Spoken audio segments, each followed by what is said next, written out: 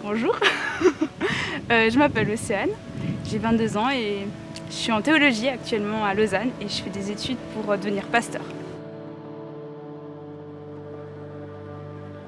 Alors, je dois dire, quand je regarde tout ce que je vois autour, c'est facile parce que, je sais pas comment dire, je le vois dans ces paysages qu'on rencontre tous les jours, quand je marche dans la rue, quand on voit des sourires des gens, ou alors dans les regards pétillants des enfants, je trouve ça trop beau de se dire, Dieu est en toi, Dieu est en nous, et Dieu est aussi autour de nous.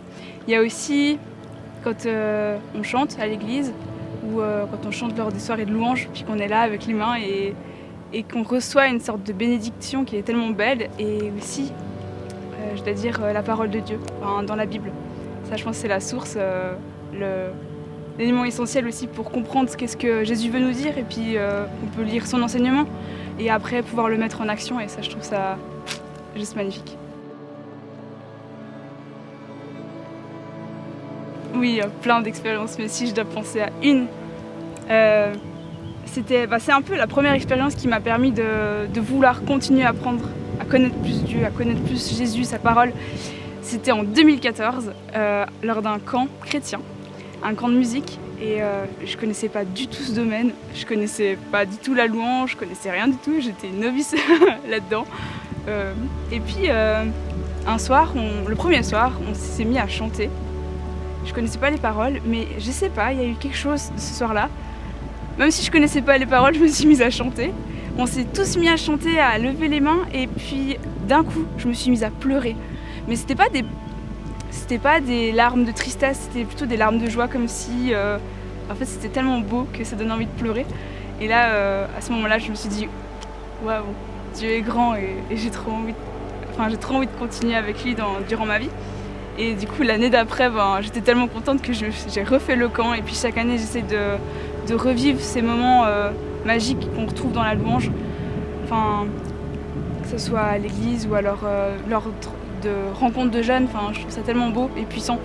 Même à la maison, des fois je mets la musique, et puis dans ma cuisine, quand je cuisine, je me mets à chanter comme ça, juste pour louer Dieu. Et voilà. Ouais, même si je suis seule. Oui. Je trouve que c'est des moments tellement uniques et privilégiés avec lui que y a pas de raison pour qu'on puisse pas le faire tout seul. Voilà. Je dirais que c'est un feu d'artifice. J'ai pas d'autres mots. C'est tellement... En fait, c'est beau, et puis ça touche. C'est plein d'amour. Et cet amour, quand on a le cœur qui est rempli, on a juste envie de le donner. Et pas le garder pour soi, parce qu'on en garde un petit peu quand même, mais pour avoir confiance, mais le donner aux autres parce qu'ils méritent aussi de pouvoir rencontrer cette parole qui nous touche et qui nous transporte sur le chemin de notre vie. Je trouve ça trop beau.